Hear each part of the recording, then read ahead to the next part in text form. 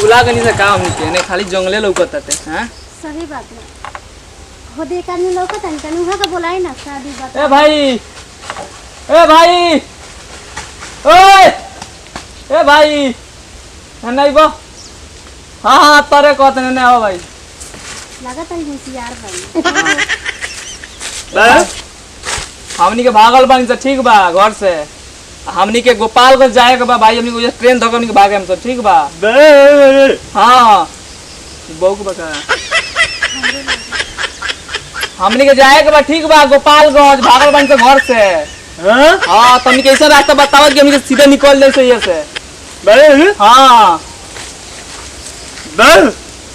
हां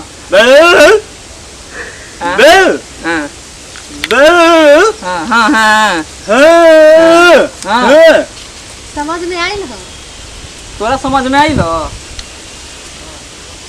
ए भाई का बताओ तारा तू हमरा कुछ समझ में नहीं के आवत।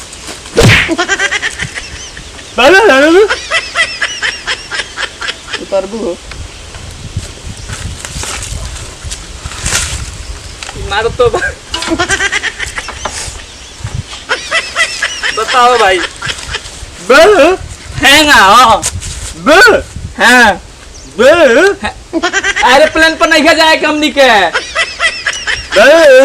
अच्छा ऊंच पड़ी हाँ हाँ अच्छा है ना फिर मोड़ जाए हाँ फिर निकल जाए हाँ चल भाई ठीक है धन्यवाद राउर दर्शन भाई आ रोड बताइला खाती तू बतावता कि फसावता रहो समझ में आई हो क्या घंटा समझ हां कइले भाई हम तो बहुत खुश बन का से एक चाटी मिलल ह तारा मिलबे न करी अभी का ओने अब का कोई ने पिछुआ होता तो एक जगह ऊपर जाइए तो चलो भागा जल्दी से।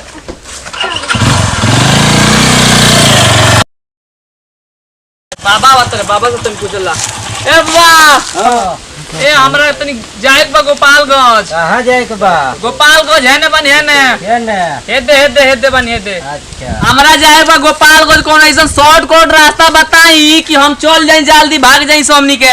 अच्छा ठीक बा ये हाईवे जाई हाईवे हां ये हाईवे जाके रोड तारा लौकता हो हाईवे होय केरवनिया ना हाईवे लौकता ये रोड पर सारा लोग जाला है हाईवे पर सीधे चढ़ जाम सो हाईवे पर घूम के आगे से जाए के बा माने करवनिया में हाईवे में हो गया तो घूम जाम सो। हां ये रोड पर जाई बाबा रुआ धन मानी हां ठीक बा रवई कली जाई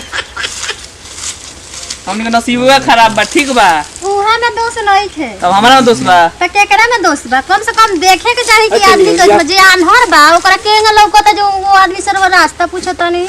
अच्छा हमरा और है इतना सुनसान जगह पे केते चिड़ैयो नहीं गेलो ऊपर आ जोनो एक दू आदमी भेटा तो आदमी पूछे तो हमरा में दोस्त करत रहू ना धन्यवाद रहुआ चली पिटवाई बू तू हमरा के जानत नहीं पीछे पड़ल बड़ा सन त पिटाई हमरा का करे आई भाई के तेजो गाड़ी लेके भागत तनी ठीक बा इरार मैटर है रहुआ समझी हमरा कार मैटर ना आते ओरन तो वही अब हमरा कुछ समझ में नहीं खे आवत ठीक बा का सही लागता जाता इनसे तो घर से। हां सही लागता हां रुको देखो हम वीडियो भी बनावत तनी हां ठीक बा हम तरह कोनो दबाव नहीं देत ठीक बा तू तरह हम भगा के लेके बनी ना हम भगा के लेके जाता नहीं तो काहे में खराबी बा तो हम तरह नहीं भगा दे तरह देखो हम तरह कह देनी सही से ये पर बोलत नहीं हम तरह कोनो दबाव नहीं देत ठीक बा तो हम तरह कोनो दबाव देता नहीं ना तरह हम भगा के लेके जाता नहीं ना हम भगा के ले जाता नहीं हां तरह उल्टे में तार चाचा में केस करत है ठीक बा तो चाचा उल्टा केस करता रहे तो हमनी के फिर केस कर दिहल जाई का हमनी के कोर्ट कचहरी नहीं की से देखले। हां तो ठीक बा तब हम वीडियो बनावत नहीं ना तरह हम दबाव देता नहीं ठीक बा हम तरह भगा के निकलेगा तू उल्टे में हमरा के भगा के लेके आइल बाड़ू वो जबरदस्ती ठीक बा का खराबी बा खराबी है नहीं भगा के लेके जाता नहीं प्यार कइल बन त भागे में का दिक्कत बा तारा खराबी नहीं के ना हमरा खराबी लेकिन गांव का समाज के लोग के खराबी बा ठीक बा उनका लोग के नजर में हमनी गलत बानी सा लेकिन हमनी के दूसरा नजर में सही बानी सा अपनी के ठीक बा। हम तरह यही बताओ दिन वीडियो बनाते हैं तरह हम भगा के नहीं लेके जात ठीक बा तरह हम ऐसे ही लेके जाता नहीं तारा दबाव भगा के ले जाता नहीं हम दबाव देले बानी चलो ठीक बा चलो कोरा के बाद थाने चल जाएगी, कहाँ चल जाए तू ही बताओ। थाने चले के। ठीक बा। नमस्कार, प्रणाम। आपका छोटा भाई सुपर डांसर आर के बाबू। और एक वीडियो हम बनाए थे जे हम तुमको भगा कर नहीं लेकर जा रहे हैं, हम भगा के लेके जा रहे हैं। हम भगा कर लेकर जा रहे हैं। ठीक है, ये वीडियो कुछ दिन पहले ये वीडियो बहुत ज़्यादा वायरल हुआ था, तो सोचे शायद उस पर हम लोग भी एक वीडियो बनाए, उस पर वीडियो बनाए हैं। तो हमने के हाथ जोड़ कर निवेदन में कि वो लोग ऐसा गलती ना करी लोगिन, लेकिन परिवार पर भी देखी लोग, परिवार के ऊपर का गुजरत है, लेकिन गलती और हमसे और गलती जन बोलो क्षमा करम लोगिन। और ये वीडियो को लाइक करी लोगिन, कमेंट कर लोगिन और शेयर करी भाई लोगिन। राजा भाई को प्लीज जरा जरा वीडियो को शेयर करें, सपोर्ट करें, सपोर्ट की जरूरत है।